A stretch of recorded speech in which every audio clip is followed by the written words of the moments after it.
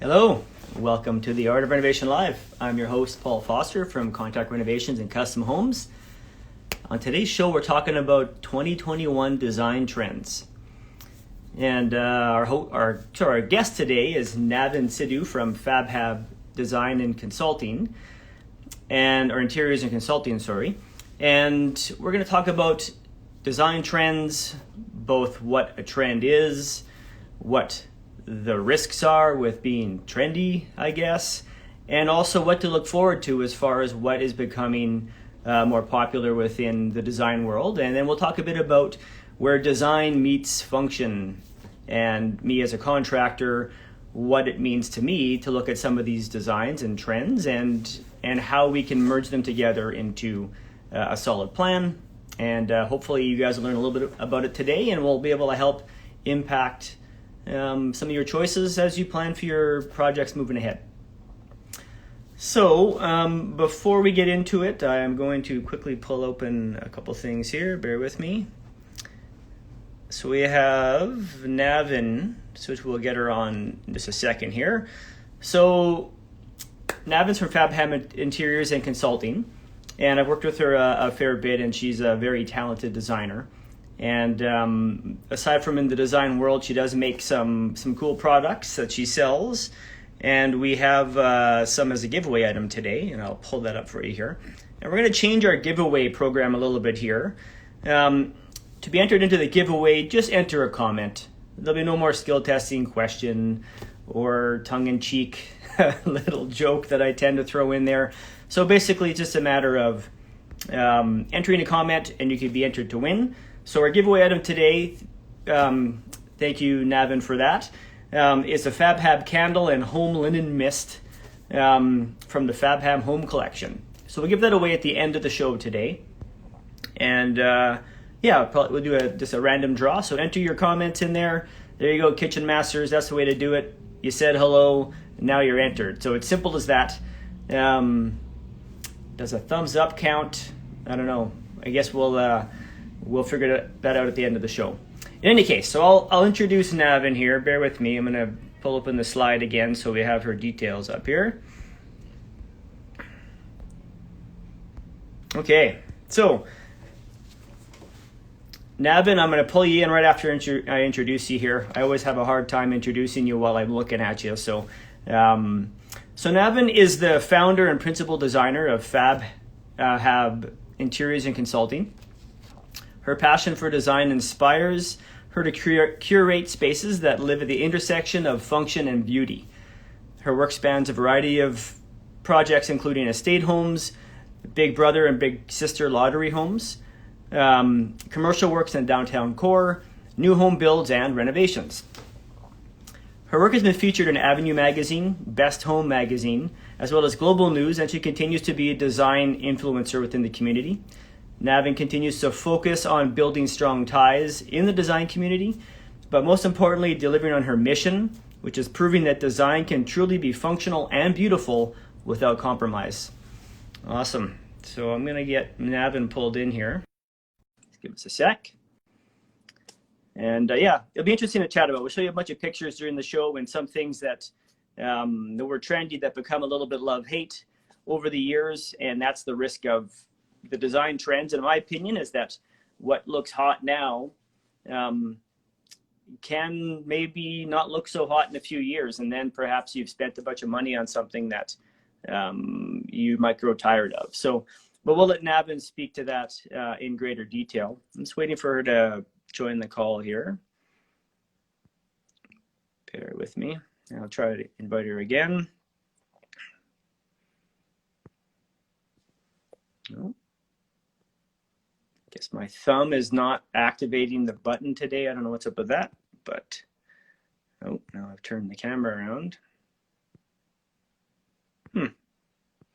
Interesting.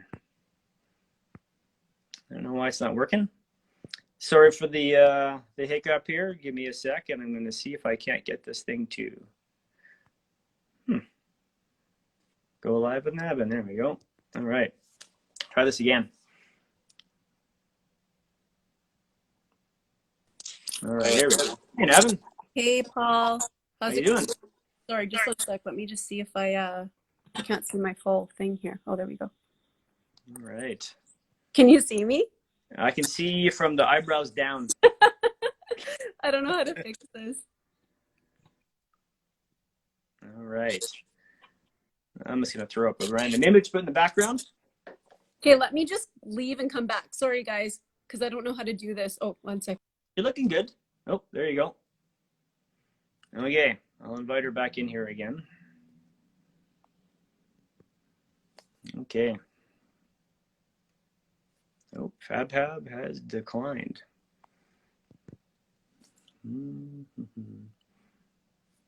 Okay, in the meantime, while we get her on here, so there's a few different things here we can talk about in regards to design today. And, you know, we kind of have our top 5 considerations as far as the design trends and what we see becoming more popular now here moving ahead. I'd really like to have Navin explain those things. So just let her get in here for that. So, you know, I think design ultimately, oh, here we go. There you go. All right. Sorry about that. I don't know what happened there. All good. All right. Cool. So I guess as far as where to start here, and I know that design trends, it's a funny thing to talk about in general because I tend to, as a contractor, and I guess I should say I'm probably not your average contractor. I get a lot more involved in design, I think, than most contractors do. Yeah. I think a good contractor, the expectation is you can execute as planned. So that's just, it's kind of the baseline for a good contractor. In my opinion, a great contractor takes it a step further, and you help to make sure that the design makes good sense on, you know, as far as delivery goes. And like you said, where design meets function without compromise. Yeah. And sometimes the design can, you know, compromise the integrity of the build depending on what the feature is. So when I see new trends pop up, sometimes I tend to be a little leery of just hopping on the bandwagon, because I've seen some trends come and go where people have put a ton of money into these very bold countertops, and only to see them kind of stale date quickly, and then they've got a $20,000 countertop they're tired of looking at. Yeah. Right. So yeah. I think, you know, as far as what we're going to consider to be 2021 design trends, I think take it with a grain of salt. We're going to talk you through what we think we see on the radar, what we like, what we recommend, and then we'll talk a bit about it. If you have any questions along the way, anybody, any comments, fire away, hit us up. We'll certainly chat about them with you here, and we're happy to help out. So, Navin, where do you want to start? So I think I just want to talk a little bit about the term trend itself, because I mean, I'm going to use it in quotations the entire time. So anytime you hear trend from me, it's going to be, there's going to be, you know, air quotes there. And the reason is because kind of basically what you just talked about yourself. I think trends can be really tricky, especially in something as permanent as a home, as a personal space. So I actually usually tend to veer away from trends for that reason. But that being said, I think that trends have a place in design. Absolutely they do. And the place that they have is inspiration. I think at the end of the day, you know, we see these beautiful spaces. You see, you know, matte black, you see brass, you see, you know, we're seeing a lot of green, hunter green cabinetry pop up. Those are really, really inspiring spaces. And it's not to say that you shouldn't use those in your design, but I think the key takeaway is that they should be inspirational versus, you know, putting in a hunter green countertop. I don't even know what that would look like, but I mean, you know what I mean? Like those things definitely have a place, but I think for a personal space, like a home, I think it makes a lot more sense to use them as inspiration versus a permanent feature fixture. Yeah, I would agree. And I think like one thing to, in this image I'm showing in the background, we have a very bold tile pattern, and we've seen that really come back. You know, at least within our projects, it seemed like people were more into solid bodied colored tiles for a long time, and now we have these very bold patterns. I have them in my house, and I like them, right? Yeah. The challenge is like when you see some of these, when I go into these older homes now to renovate from the 50s, 60s, 70s, some from the 80s, and so there's some really far out stuff in there, like your blue bathtub and turquoise toilets, and those things now people just want them out as soon as possible, right? Yeah. And I guess, you know, there's certain things within it that become more costly to replace. So for example, this tile that's down there now, it becomes, to me, I think, kind of that focal point of the bathroom. Yeah. Um, it's potentially installed over top of an electric heat trace or hydronic heated floor. So this removal of that tile at some time in the future will be a little bit risky and a little bit costly. So I think as far as, you know, putting these bold patterns in, Yeah. you know, it's a matter of just ultimately it's your house. So Yeah. you make it how you want it, right? Yeah. Generally, my advice to clients is, look, if you're renovating your home or building a house for your long-term use for your family, it's your, we call it a dream space, then just make it how you want it. Yeah. You know, but if situations change in your life and you need to sell all of a sudden, if you have a lot of polarizing design details in there, that can be a challenge for some people. I personally love this floor. I think it looks fantastic. I mean, and I'd absolutely agree with you. And I think even if you look at this image, I think the reason why this design does have longevity, and I would say it's outside of a trend, is because of the fact that you've tempered it with really neutral details. So, I mean, you know, the shower tile isn't loud. You don't also have a loud cabinet. Like everything else is really sleek, clean. Without that tile floor, that's actually a very neutral space. I mean, there's nothing that's really screaming in there. It's the tile floor that makes the space pop. So again, I absolutely agree with you. I think that those kind of trends have a place in design 100%, but I think that the key to longevity with those type of trends is to actually temper them with those more neutral pieces. Let that piece pop. So say if you do have to change that tile for however many years down the road, it's just that one piece, you know, you don't have to change out everything else because it all kind of coincides, or you picked a complementary pattern tile for the running up the shower walls or whatever. Yeah, absolutely. I would agree. And I mean, we used to see, and occasionally we'll still see some rooms just packed with everything bold. Yeah. And it gets this really kind of busy look. But I mean, for some people, they like that look. But that, to me, that's a very risky, very risky move. Yeah. And I think too, I mean, like, if you like that, that's your choice. That's your prerogative, right? I mean, it's your home. Like you said, at the end of the day, when people hire us to do their design piece, I mean, we're taking into account what they want. You know, maybe I don't like really bold, splashy, bright colors all over, but if that's what you like, I'm going to help guide you to make sure that you can incorporate those in a way that actually works versus, a blue tub, a yellow cabinet, or you know what I mean? Like there's ways to make all those things work together and still incorporate all those colors. And that's kind of where we come in to kind of show you how to properly integrate those trends into your space to still make it your own, right? Absolutely. And I think, you know, I mean, it's funny, I've referred to this a few times during the show, but I used to do all the design myself for our projects. And after a few years, my wife was like, man, you need to get a designer. I have a very specific style that I like. I love grayscale. Yeah. I like neutrals. I like black, white, gray. Yeah. You know, and it turned out that all my jobs looked like that. So now we work with you and a few other designers, and it's great. There's diversity now within how our projects look. You can really, you know, help to have somebody who specializes in this, because you're right. I mean, I think, you know, the average person might have a good eye for what they think they want, but not know how to combine it properly. Yeah, absolutely. Take the edge off sometimes. And I think that's where it's really key that you work with a talented designer who can help look at pulling a space together in a way that it works and that it becomes appealing, obviously to you as the homeowner, but one day you need to sell your house, right? So you should probably keep that in mind, just somewhere in the back, just in case you ever do need to sell it. Try not to make it too polarizing, but it's your house. Do whatever you want. Yeah, absolutely. Let's talk about the giveaway item again here real fast. So Navin has graciously offered up one of the FabHab candle and a home linen mist as the giveaway item today. So just enter a comment. It could be a hello. It could be something a bit more detailed, like maybe a question, you know, could be a high five, and you'll be entered in the draw later in the show. We'll do it at the end of the show. So thanks for that, Navin. Appreciate it. No problem. All right. So let's see here. We kind of had some topics we talked about discussing. And so we've talked already about kind of polarizing items and to be careful of them. And I think anything polarizing, and the way that I use the term is, it's kind of love-hate. Yeah. Someone's going to love it. Someone might hate it. Now, I guess on our end, we do a fair bit of projects now. This one doesn't reflect it well. My head's covering half the image, but or we do multicolored kitchen cabinets. So whether it be different colored island and upper cabinets or whatever it might be. What are your thoughts on that as far as mixing the colors?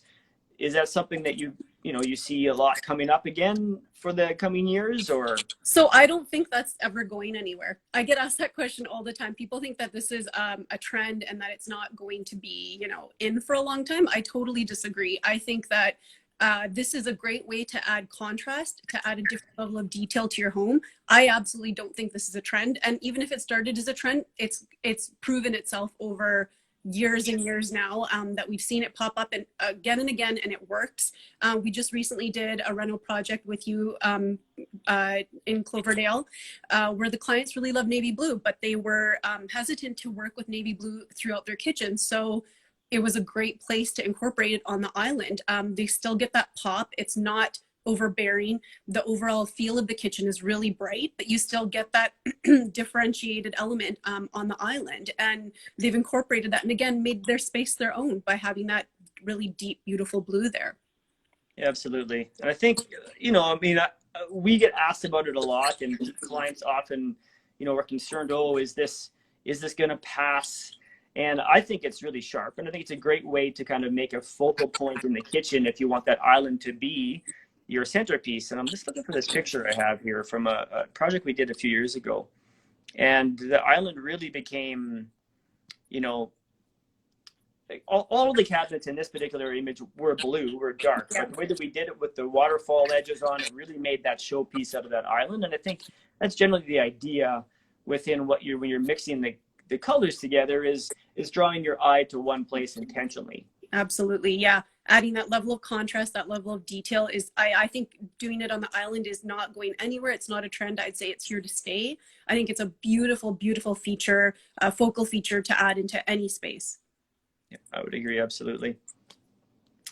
What would you say, I guess, and I wish I had intended to upload a bunch of pictures kind of that I consider to be design fails or kind of funny images, but in the end I decided to not turn this show into that. But can you think offhand, like I have a couple things that as a contractor that like I'm always trying to build my portfolio, right? And I want these beautiful images that I can show up there and give people inspiration and hopefully the confidence to come and talk to us about doing a project for them. And there's been a few jobs over the years. We did beautiful kitchens, and there's been a couple of things that have passed now, and it's been 4 years, and one of them is the stripe through your backsplash tile. And that's one thing for me that I've really struggled with, that now when I pull up, and it's, again, this is my personal taste, I'm not saying it's the wrong thing to do. So as the designer and the expert, you can tell me just to sit down and back up my place here, but we did this kitchen. And it's a very beautiful kitchen, dark cabinets. We have some waterfalls. So it's a little bit of ahead of its time at a certain point. But unfortunately, the backsplash tile incorporated this border through it. And it's something that to me now, I think kind of dates the project a little bit. And luckily, like, replacing a backsplash isn't terribly expensive, but it is a fairly dirty and invasive process. So it's not the end of the world. But can you think of anything else that, that offhand you tend to steer away from when it comes to design? Yeah, so I mean, I will touch just on the backsplash itself. So again, I would say a backsplash is a fairly permanent design feature. And by that, I mean, it's not like painting a wall. It's not super easy to change, but at the end of the day, it's still easier than changing out all of the cabinets in your kitchen, right? Absolutely. So what I want to talk about here with the backsplash is, I think at the end of the day, a lot of what I struggle with a lot of clients is that they want something cool in their homes. They want something like fun or whatever, really interesting to kind of make it different. And I think that this is the struggle. I think a lot of designers have this struggle because at the end of the day, design has to be functional to make sense, And so the function of the backsplash is to protect the wall. So don't lose sight of that and incorporate something that you think is really fun or really cool just for the sake of incorporating it. Hey, listen, if you really like that backsplash tile and you're like, I love this color combo, this really works for me, good for you. That's what we were kind of talking about, incorporating your character and your personality into your space. But if you're doing this just to kind of make it sing for whatever reason, I don't think that's a good place to are a good way to incorporate that, right? So that's my personal opinion and preference on that. So that, yes, on backsplash specifically. Now, in terms of kind of what I steer clear of, any type of stain that has an orangey hue to it. So I know you've probably been working in the past couple of years on a lot of reno projects, like from, you know, I guess it was maybe the late 80s, early 90s, where you've got that orangey hued oak, honey oak color. I have a ton of projects that come up like that. So I try to stay away from that. I think that's definitely something that we're moving away from. I think anything in general, I feel like anything that's got like a really yellow orangey tone, even a floor, is something that I veer away from. I feel like that definitely does look dated. There's definitely a period in time where everyone was pulling that in all the homes, and we've definitely moved away from it. But other than that, I feel like there's a lot of mobility with a lot of design that we can do. Like even the dark cabinets, I think, even though we're seeing a lot of really bright spaces right now, I still think that a dark cabinet can look really beautiful. And I've actually seen a lot of movement going back towards black kitchens. So, and I think they're really beautiful. I mean, it's not necessarily something that I would say put in my home, but I think that it's beautiful. It's a lovely, lovely, lovely feature to have in your home. I would agree. And I think that, you know, I guess I'll get this picture. I guess I'll quickly comment on this picture. The reason it's up is because this particular client loved the look of this glass penny tile. Okay. The challenge for me, where fashion and function collide, is that there's so much grout in this particular type of tile installation.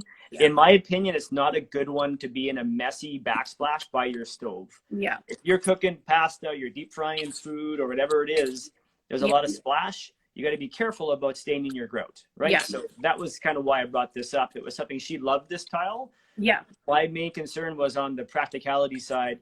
How on earth are you going to clean it? Yeah. Sure, we're going to seal our grout, but yeah. You know, I mean, the other thing is too, like and again, I didn't know this client, but I mean, one of the things, you can grout it dark, right? So, but I'm sure she wanted the look of that contrast with the light grout. But again, and that's kind of what I was talking about with function. I mean, at the end of the day, if the design isn't functional, then it's not a good design, right? Like it can look cool as you want it to, but does it really work for everyday life? Is it easy to maintain? Is it, is it functional? At the end of the day, it has to be both, right? That's why my tagline is function, the intersection of function and beauty, right? Because that's just so ingrained in my background, in my expertise, that I feel like for me it's not even a design if it's not functional at the end of the day. Absolutely, I would agree. So for anybody just tuning in now, this is the Art of Renovation Live. I'm your host Paul from Contact Renovation to Custom Homes. We're talking with Navin Sidhu from FabHab Design, and we're talking about 2021 design trends. We're talking about more than just that right now, but the topic now is dark cabinets. We talked about that for a minute, and I want to talk a little bit about the dark cabinet and bringing in darkness as a detail. So in this image that I'm showing in the background here, we have this nice dark blue feature wall around this fireplace unit, and it really draws your eye in. And I think we've had a lot of positive feedback about this specific image, and we see a lot of buzz around the dark cabinets. But my concern is, in this image, if you want to change the color, in 2 hours it's repainted. Yeah. Absolutely. And it costs you a couple $100, you're done. Right? Unless you're bringing in a contractor, whatever, a few $100. If you put in your dark cabinets, now you have a more significant expense. And you referred to the golden oak or the honey oak color.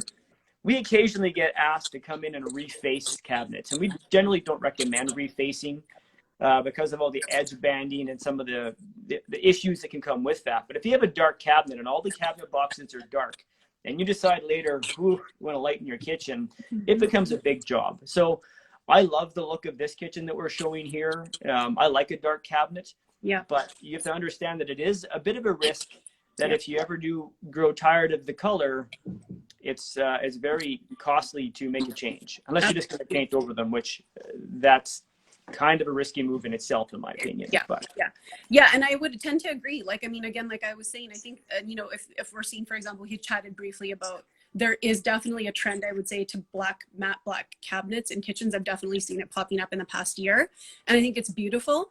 But I don't think it's safe. I think it's safer to paint a wall black if you really want to have something dark in your kitchen or in your, if you have an open space concept running into your living room. I think that picture that you just showed with the navy blue wall with the white build out on the fireplace, like I think that's a much safer option. You still get that wow factor, that really deep level of contrast, but you're not investing in a deep cabinet.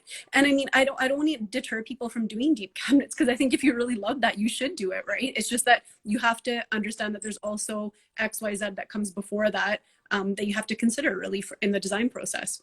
Yeah, absolutely. I would agree. Okay, so upcoming new design trends and ideas. So let's talk a bit about color. While we're talking about dark cabinets, let's talk about colors. And you sent me over the paint color of the year. Yeah. I'm just gonna go try to dig this slide up here. Bear with me. But I guess if you could comment on, like, how does the color get picked as color of the year, first of all? I think I've never actually looked into the process itself, but I think that it's based on, so this is last year's. This is last year's color. Yeah. So the one that I had sent you after was Benjamin Moore. Yes. This is Pantone. And then there's Benjamin Moore, whose color is almost bang onto this, which is Asian teal. Yeah, this guy here. So I think the process is actually fairly involved. I've never actually done research on what exactly goes into it, but from what I understand, there's a committee that's formed that basically assesses the mood, the climate of the world. It's based on fashion. It's based on so many different socioeconomic factors that kind of pool together for what the feel and what the vibe is of that year. And I actually think that these colors sort of make a lot of sense right now, what we're seeing going on in the world. Blue actually has tends to have a lot of calming characteristics. There's a lot of studies done on incorporating blue into your space, which is often why you see blue used so frequently in office spaces and dental. It's very calming. Yeah. Before we go too much further into this, I want to reintroduce the show again if you're just tuning in. This is the Art of Renovation Live. We're discussing 2021 design trends here with Navin from FabHab Design. And we're talking now about colors and what the color of the year is for 2021 and why and how. So as you can see in the background here, we have this Benjamin Moore Asian teal, I believe is how it's pronounced. Yep. Reminiscent of the Asian Sea, I'd say. Yeah, and it's very calming, and we see now they've introduced some brass back into this, and it works really well together. And let's talk a bit about the color, I guess, in as far as the paint color goes, and then we're combining with brass and copper now. Yeah. And what are your thoughts on that? Yeah, so I think that, again, I think this is a beautiful color. You can see it used here on the wall, and you can see it used on the cabinets as well. I just spoke about using a bolder color on the cabinets.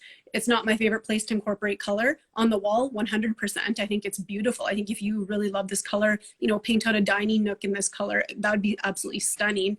It really pops with the brass. Again, both these two colors together are extremely trendy, I would say right now. But I think that the blue, I think it does have longevity, and I think blue has time and time again proven that. I think absolutely the color on a wall is a 100% to go to. On the cabinets, maybe don't invest in that. And I think it's really interesting that this is kind of the color of the year. I think it's very telling. Design overlaps a lot with the world climate, with COVID. And I think that you'll even see this color popping up in fashion on the runways and stuff. So I think that there's there's definitely a marriage of sorts between fashion design, the world's political climate, and all these things kind of coming together. So usually the color is quite telling, and it's got a story behind it. That's kind of where the concept of like millennial pink came up as well. A number of years ago. So these colors are actually really interesting, and they kind of tell a story based on a societal story more so than just being a trend there, right? Yeah, true enough. And I think like right now, I think the whole world needs to calm down and chill a little bit. And I think like the colorway in this image here, I think it does that for me. It looks like a really nice place to spend some time, and like a beach vacation. Right, absolutely. Yeah, so I guess let's talk a bit about the brass and the copper. Brass was something that, as a contractor, I've been pulling brass out like crazy for the last probably 5-6 years. Yeah. And slowly we're seeing brass come back, but it's in a bit of a different way. Yeah. And let's talk a bit about that, because brass is brass, but it's really not the same. Yeah, so we're not seeing that super shiny brass that you're pulling out from years ago, which is like that, just a shiny traditional brass. What we're seeing now is an antiquated, you know, like a satin brass, something that's not, you know, super shiny and in your face, but it's still got that really warm gold element. And I think that that's why we're seeing a lot of the gold, that sort of that brass color, and even the gold as well. But they're always brushed, you know, the ones that we're seeing that are more modern.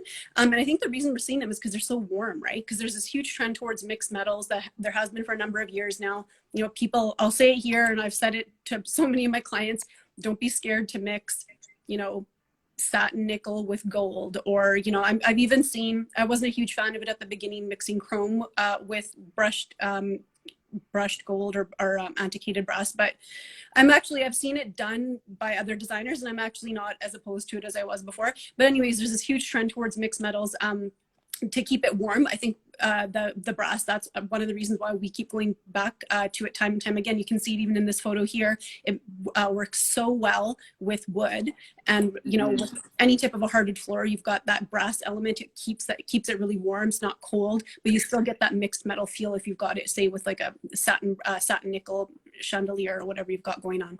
Yeah, you can see those copper wall sconces do, or I guess the pendant works well with that brass too. It's an image from a project we did a couple years ago, and they had this beautiful copper light, and I really liked it, and it seemed to, it really popped out, and it's a beautiful piece. And you know, I mean, we're for some time we're advised, you know, never mix you know, brushed nickel with chrome. Or, you know, everything should match in that sense. And quite often it's a matter of, well, goodness, what color is the tap? What color does the hardware have to be on the cabinets? And, you know, and it's kind of slowly I got the inkling of, at least for myself, like, I don't mind the mixed colorway. I think it looks pretty slick if done well. And it's like anything bold, like we talked about earlier, the bold pattern with that floor tile. How do you blend it properly so that it works together, right? I think that's just the key. That word blend is the key there, right? Like you can mix metals, absolutely. I feel like I'm a broken record with this, with so many people. Mix your metals. Actually, it's way more interesting than just having just one color or one finish. I think the key is that the skeleton, the bones of the piece have to work really well. But don't be scared to mix your metals, like, at all. That's not a trend. It's not going to go out of style. That, I promise you, that will be around for sure. Yeah, absolutely. Let's talk about the giveaway item again here for a minute. So if you're just joining the show, this is the Art of Renovation Live. We're talking about 2021 design trends here with Navin from FabHab Design. Navin has offered up here from her FabHab home collection a candle and a linen home mist. Can you explain to me how the mist works? I'm assuming this is it's an air freshener. It's like an air freshener, but traditional air fresheners have a lot of chemicals in them. And so I wanted something that we could use in our home, but I didn't have to worry about all that junk, basically. These are totally natural. They're made with essential oils, so there's no additives, there's no chemicals. They smell wonderful. They're super relaxing. You know, they've got like an aromatherapy basis, and so that's kind of why I developed that product and kind of launched it through FabHab. And I work with a local company here to create that product. So that's the reason why I wanted to launch it, though, through my line, was because I feel like, you know, it's something that I really value in my home, and I think that other people do as well. The candles kind of have a funny story. It's I love scented candles. I always have. I almost always have them in my home, so I just kind of thought, why not launch my own line of candles? So that's kind of where that came from, and they've actually been a pretty big hit. So nice. Hopefully one lucky winner will get one today. Yeah, well, so there you go. So if you want to enter into the draw, just enter a comment. It can be an intelligent question, which we'll be happy to answer for you. It can simply just be a high five or a hello, but every comment entered will be entered into the draw. And thanks so much, Navin, for offering that up. Yeah, for sure. Okay, so this is the Art of Renovation Live. I'm your host, Paul Foster from Contact Renovation and Custom Homes. We're talking about 2021 design trends here with Navin from FabHab Design. And we're going to talk about the age-old question, maybe not age-old, but is oak back?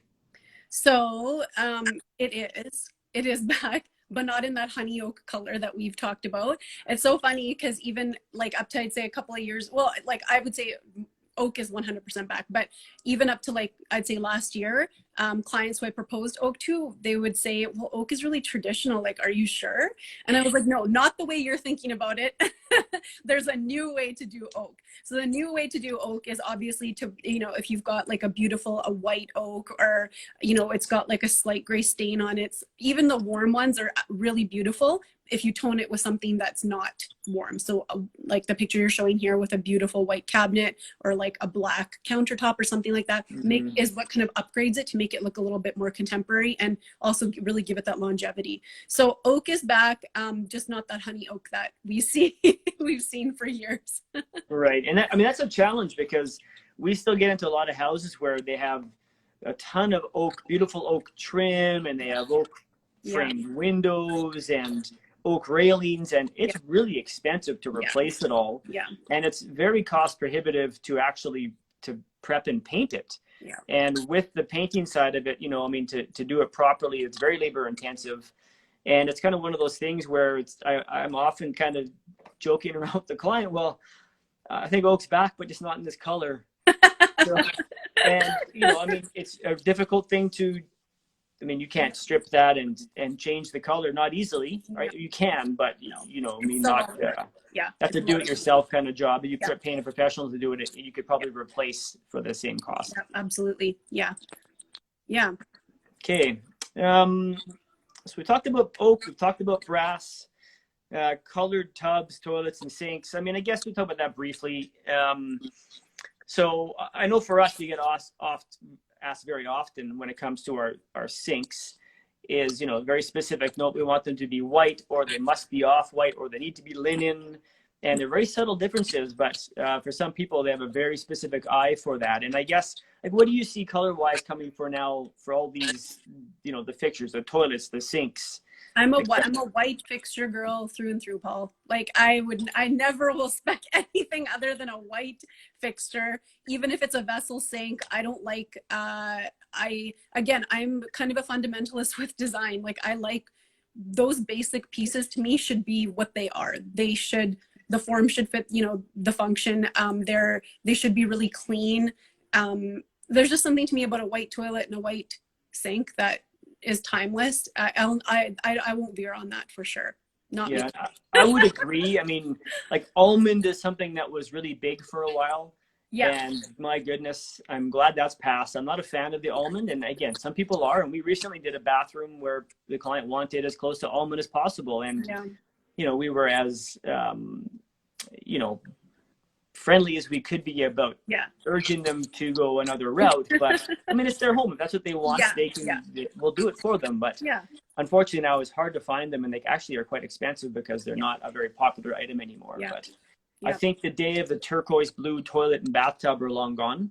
At least I sure hope they are. My grandparents used to have, like, I don't even know what color it was. It was like this weird mix between burgundy and like dusty pink, and they just got rid of it. I know the dusky pink color you're talking about. So, okay, so let's talk. We had kind of our 5 design trends list here that we were going to talk about. So I think we'll whack-a-mole through these here, and we've talked a bit about them already. So if you're just joining the show now, I'm your host, Paul Foster. This is the Art of Renovation Live. We're talking about 2021 design trends with Navin from FabHab Design. And, you know, design trends, boy, I guess we talked about the color of the year already, and you listed biophilic design. Let's talk a bit about that. So what that means and how to incorporate it. It's kind of a big term, which basically I could probably spend an entire segment talking about, but I'll just give you the kind of gist of it. Biophilic design is basically incorporating nature into your space. That's the simplest definition of it. A number of years ago, I went to the IDS, to the Interior Design Show in Toronto, and there was a really, really great seminar on biophilic design and how much it actually can increase productivity in personal and in workspaces. You've probably seen living walls, which are the best example of biophilic design, popping up all over. I mean, they're in airports, hospitals. I would say almost every commercial space I go into now probably has some type of element of biophilic design. And again, I think that this is a really interesting trend, again, quote, air quotes, because it's not really a trend. it's proving time and time again how, you know, it's constantly reminding us to have that sustainable push in design. It actually is known, I think the number, I'm scared to quote the number, but I think that they had said that it was shown to increase productivity by about 20% in workplaces. Also increases healing in hospital patients. And so, I mean, the best way you can incorporate nature into your design is obviously by having an actual view to the outside, which isn't always, of course, possible. So the photo I'm showing there is from an office design that I did in downtown Edmonton. They have really great natural light. It's on the wall on the other side of that, but unfortunately, it looks out to a parking lot. So, so I mean, you're getting that nature and that light, which is definitely an element, but the other side of it is the studies have actually even shown that if you have a view to a living wall or plant greenery, something like that, that's sort of the second best biophilic element to have in your space. And then finally, they've even shown that if you have landscape pictures of nature, that those are even shown to increase healing and to increase productivity. So I think that this is not really a trend. I think that it's just the new way of being. And it's, again, one of those great things that we saw pop up is like, oh, biophilic design you know, there's so much going on about plants right now, incorporating plants into your space. But this is actually something that's never going to go away. This is going to be here. And it really should be. And I think it's really sustainable and beautiful. And there's a lot of environmental and health benefits to having greenery in your home. Absolutely, I would agree. We have a question here from Salt J. It says, could you integrate edible plants into living walls? And I'll speak to that for a second. And yeah, absolutely you can. We did an episode on Art of Renovation Live a few months ago on living walls. And we spoke with Terra Landscaping, and they're one of the most kind of prominent living wall makers. I don't know what you call them. Yeah. But yes, absolutely. You can make little herb gardens that grow in your wall inside your home. You could grow marijuana, I guess, if you wanted to do that. And you can just have really beautiful living plants in your home. Yeah. And absolutely. And it's something that I'd love to do. And again, depends on, like anything, how far down that road you want to go, because you can have them with, you know, built-in watering systems, and it's part of your filtration for your home, and it improves air quality. And they can just be more pretty, and like in the image shown here. And I'm sorry I didn't load many more photos here that showcase the biophilic design, but if you are interested, take a look at our past episode for living walls. I think there's a lot to learn there. Yeah, absolutely. Okay, so next we'll talk about number 3 on your list, which I don't even know how to pronounce it. Hygge? Hygge. It's there you go. Yeah, and so the reason I brought this up was because this is I would say a past design trend. Again, it's not really a trend. It's more of a way of living. The term comes from the Scandinavian countries. It's basically living with comfort, I think is the direct definition of it. Last year when I did the lottery show home, I guess it was this year's lottery show home 2020, was based on the concept of hygge. So we had incorporated a lot of really warm, you know, woods, just that feeling of overall wellness and coziness. And so that's kind of a trend that I think has also transgressed the trend term and kind of proven itself to be a longer lasting, you know, design element, I would say. But the reason I kind of wanted to talk about that was because I think this sort of similar push, again, even with going back to Asian teal, the color of the year, I've seen a lot of push towards softer, more zen, minimalistic spaces. And I think that, again, that's a really important societal reflection that we have just based on COVID and so many other political factors going on right now in the world. So I think that there's a push towards calmer, more soothing spaces, sort of that zen vibe that we've seen in times past, like that spa-like feeling, I guess. So I think that that's definitely a trend that we're going to see. We're going to see picking up some speed in the next little while. Again, I don't think it's really a trend because I think it's just a way of living. Yeah, I would agree. And I think people now are, you know, at least for us in the last several jobs we do, I see people really purge. Yeah. We come into the home initially to do our initial consultation, talk about their project, and the house is packed full of whatever, possessions, memorabilia, artwork. And I mean, there's artwork, and then there's like Like not every picture needs to be up, in my opinion, right? Yeah. And then, we go through the process of we empty their house in preparation of the renovation, and they come back and you see them go through this transformation of really wanting just this really calming space, not so much stuff in it. It's okay to see your walls. Yeah. Right. Yep. And you can make your wall the feature by doing a feature wall color or, Absolutely. So anyway, that's something that I've seen, Yeah. Live in the flesh on the jobs that we're doing lately. And it's good to see. And Yeah. our house too, we're going through a major purge as our children get older, get rid of so many toys. We'd like to be able to see the floor and see the walls and it's, it's relaxing and you step on less Lego and it's fantastic. Yeah, I think that's exactly what it is. I think I'll just touch on that quickly before we move to the next piece. But I think another thing that a lot of clients struggle with is if there's a bare wall, what should I put on this wall? And negative space has a place in every single space. It's totally okay to have a wall with nothing on it. It's actually a design feature because now all of a sudden your beautiful artwork that you spent thousands of dollars on that's on that wall is actually going to stand out, and this negative space is allowing that feature to speak, which it should, right? So again, that push towards that more minimalistic, not everything has to be covered, just that sort of Zen spa-like feeling. I think we're definitely seeing some movement towards there. Yeah, absolutely.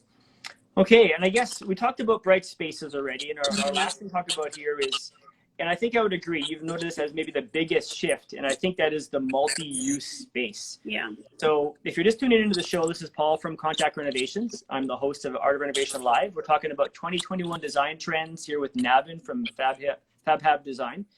And we're talking about multi-use spaces. And I think the most obvious one now is everyone has to work from home. Yeah. The home office. So let's talk a bit about that. And, it's been, it's been a year. I can't tell you how many office design space queries, consultations, redesigns I've done this year. And I'm sure every other designer that we know of is in the same boat. It's really good design though to create a multifunctional space that you can turn into an office but can also function as something else. So oftentimes we'll see a kid's playroom or a craft room also functioning as an office space 9 to 5 on Monday to Wednesday, but on the weekends your kids can, that's the space for your kids' Legos, so you're not stepping on them, right? That's so, right. So again, that sort of multifunctional, that office space I think is really key. And then I think another thing is we saw a photo earlier of a sort of nook built right into a bedroom where that can function as an office space if need be. And I think that, so I think that this is really great design, right? Because it doesn't have to be a desk. It could also be a makeup vanity or whatever else. But again, that sort of multifunctional element in design, I think it's so beautiful, really, to be able to have the foresight to foresee so many different uses for a space is really, really, really good design, I think, at the end of the day. Absolutely. And we just finished a renovation for a family. We did their kitchen and their main floor in a 50s bungalow. I was looking for the photo here. And she wanted to be able to incorporate her desk into her kitchen island. And I'm just trying to pull this photo up here. And it was a really smart way to use this space. Of course, I can't find the picture. But in any case, the island serves as a place to sit and eat for food preparation. But then also she's got a workspace built into it. And really, it's just a matter of, smart design within how the cabinets are laid out within that space. Yeah. Then as far as selecting the stools and whatnot that you put there. Yeah. And that's not the one, but it's a similar idea. I don't know where I put the image. Yeah, again, I think that that multifunctional space concept is just, I think all it really is a little bit of extra planning up front. Just like you said, they know that they kind of have this need and you find a design to retrofit that need, and it's not that much work. It's literally 10% extra planning that they probably had to do in order to probably cut the cabinets back a little bit, find the right bar stools to fit it, don't do top pull hardware, don't do big bulky handles, things like that, right? And it doesn't really take that long if it's properly to execute it properly, if you've planned in advance. And again, I think that's where we've chatted about this before, but I think that's really where the intersection between a designer and a really good GC kind of comes into play is, I'm there to help think up the concepts and to sort of find solutions for those design dilemmas, but you have to be able to execute it at the end of the day, right? So. Absolutely. I think I pulled up a couple of pictures here from our last show with California Closets, and they offer a Murphy bed or a wall bed solution. And we've done several wall bed installations, and it's really a great way to transform a space. So here you can see it functions as an office area, the multi-use room, and then it converts into a bedroom. I love So Murphy beds. it's a great way to do it. And we've actually, I just flipped my image around by accident there. We've done a bunch of basements now where the goal really becomes multi-use space. And I'm just going to pull this image up here because, again, the Murphy bed in that application is a fantastic way to deal with that. So this isn't a basement of a skinny over in the Westmount area. And so what you have, you have a theater. You have then the ability to put kind of a gym when the bed's up. Anyways, so that bed goes up and they have a gym set up there. And it's a great way to make the space multi-use. I think that's key now, especially with the need to work from home. Yeah. That's a big challenge for many people now, especially with limited space in their homes. Yeah. How can they make an office space fit within what they have now? Absolutely. Yeah. I think I love Murphy beds. I watched your session with California Closets last week, and I thought that the products that they were offering are just spectacular. I think that, there's another option that they had. I think it was like an office desk that could come down. I forget what the term for that was, but I mean, there's so many great options. And again, the point is, and especially we're seeing people downsize their homes, and a lot of people aren't building these huge homes anymore. They want to move smaller as we're going into, actually there's a big trend with millennials that we're just tending to build smaller homes in general because we want to be able to travel and have all these other things. So if you have less space, you have to incorporate things like this. If you want to have guests in your home, you have to have that multi-functional space usage there, right? Absolutely. And I think you nailed it there, saying, well, not everyone, but a lot of people, now are wanting to make their space and use of space more efficient. Yeah. Right? Yeah. I mean, I'm listening to the Book of Joy right now by the Dalai Lama, and he talks a bit about why have a 7-bedroom house for a family of 2 to live in? Yeah. What is the point? Right? And that really strikes home with me because I think what's with the abundance of everything? Yeah. We should be smart about our design and make it multi-use and efficient. And in the end, I think simplify a little bit and that, there you go. There's my rant for the day. Yeah. Yeah, no, I totally agree with you. Space is a luxury of class, right? I mean, at the end of the day, and it's not necessarily something that we need, right? It's that thing, that constant, you're weighing what do you need versus what do you want, right? And I think that I'm seeing a huge push towards smaller spaces and just utilizing what you have and being more efficient with what you have, optimizing what's there, valuing what's there, and working with it. So I think, again, these multi-function spaces, again, wouldn't say it's a trend. It's definitely, it's a movement. This is the direction. I think it's a sign of the times. Absolutely. Right? Yeah. So I guess we'll do last call on the giveaway. So Navin has offered up a scented candle and a spray mist from her FabHab home collection. So to be entered in the draw, just post a comment, maybe a question, and we'll do a random draw at the end of the show. Speaking of questions, Salt J is asking, how could you incorporate a high fidelity audio system in an office while keeping it wife friendly? Well, I don't know if he was talking about the sound itself or about how it's going to look. I would say invest in a really nice high-end Bose speaker and she'd probably be okay. Yeah. But there is, no jokes aside, there is ways to incorporate it. I mean, we've seen that just in one of the renos we did recently, Paul, where we actually clad the front of the cabinet with a speaker mesh so you can kind of hide the uglier pieces behind there. I think that's the simplest solution. Yeah, absolutely. It's funny. My wife and I have the same problem. I have a really high-end stereo system from 10 years ago with very large speakers. Yeah. And they aren't attractive, but they sure sound good. And we just renovated our living room. We got a nice fireplace chase now and all this stuff, and I want the audio system, and she's like, no way, not a chance. So I'm now looking at some really low profile speakers to be able to supplement our we're system. In the same boat. I don't know if I mentioned to you, we're building our basement right now. So my husband didn't tell me that he bought one of those long linear speakers to go underneath the TV, and of course I had this big thing planned for the backsplash, and he just told me the other day that there's a speaker. So I'm like, now okay, again, I have to work myself out of this design dilemma now somehow. There you go. If anybody has any questions, fire away. We got a few minutes left in the show. We're happy to talk about whatever topic you want to bring up. I see as gray as it gets just joined up, our buddy Graham from Painters Enterprise. Graham, for the good guy to talk about some color, he gets it. Capensis Metalwork, that's my friend Elena.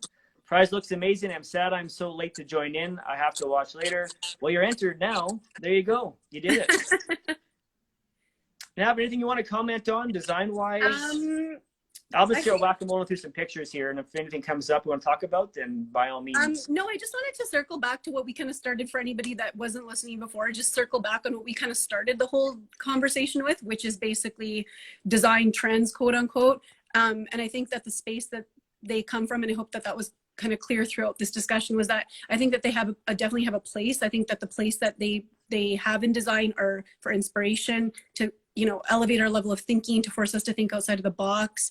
But I think sticking to really fundamental classic design, that's my design philosophy anyways, and incorporating those trends or those pops and things that are easily you can transform them really easily, like paint on a wall or decor, vases, artwork, whatever it may be. That's kind of where I come from for design trends. So just to kind of circle back on that. Okay, we have a question here.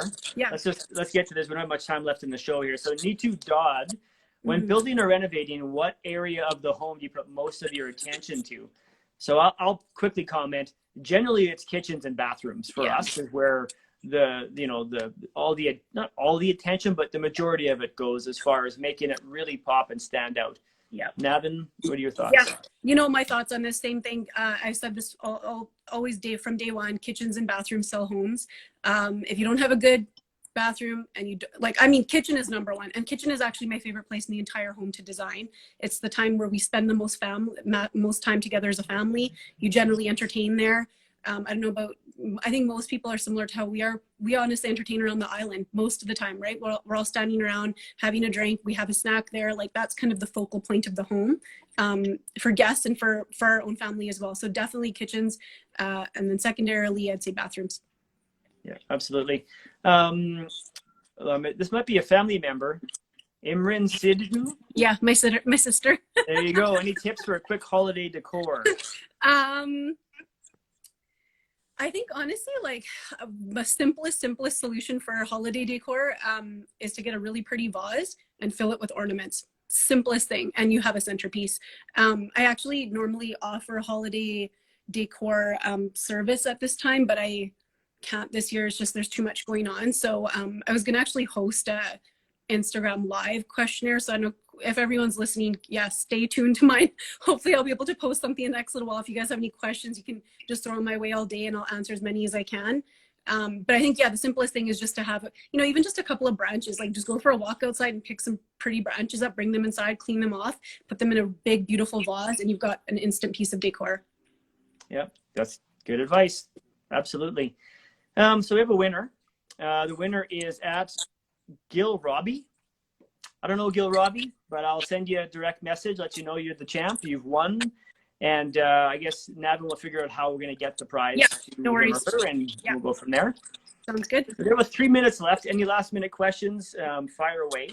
And I will add also, Paul, that I just launched gift cards to my website. So I'm offering right now for anyone who's listening, or you can feel free to pass it on to friends and family. I'm offering 20% off for my hourly consultation for my gift cards. So with the code FAB20, so that's FAB20, and you can just pop the code into my website and it'll automatically give you 20% off. So it's a really good gift for Christmas, for anybody who's looking for a little bit of design consult, update to their home, furnishings, whatever it may be, paint consult.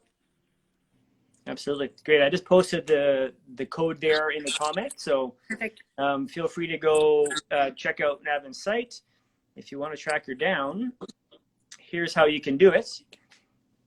There's a website, there's email address, there's her Instagram handle. We just wrapped up a nice large renovation project together. It turned out fabulously. Spectacular. And you'll be seeing in our advertising, or I guess our marketing stuff and social media, a bunch of this project coming up, and we'll be tagging you in there and giving you the shout out, because it really was a great balance of, where I say fashion meets function, where you say function Meets functional and beauty. beautiful, right? So yeah, exactly. Yeah, absolutely. yeah, but thanks so much for coming on the show. Yeah, And if you have any design questions, get a hold of Navin. Absolutely. You need a general contractor, somebody to help guide you through the rocky waters of the reno world. I am your steadfast ship. So reach out. I'm happy to give you some advice. If you want to do it yourself, I don't mind giving you some tips. Reach out. I'm happy to chat. I love what we do. I'm happy to share. I got a great team. I'm happy to make some introductions. So thanks for joining and watching the Art of Renovation Live. I'm your host, Paul Foster. Back in a couple of weeks. Navin, thank you so much for coming on the show. It's been a lot of fun. Thank you. And we'll talk to you again soon.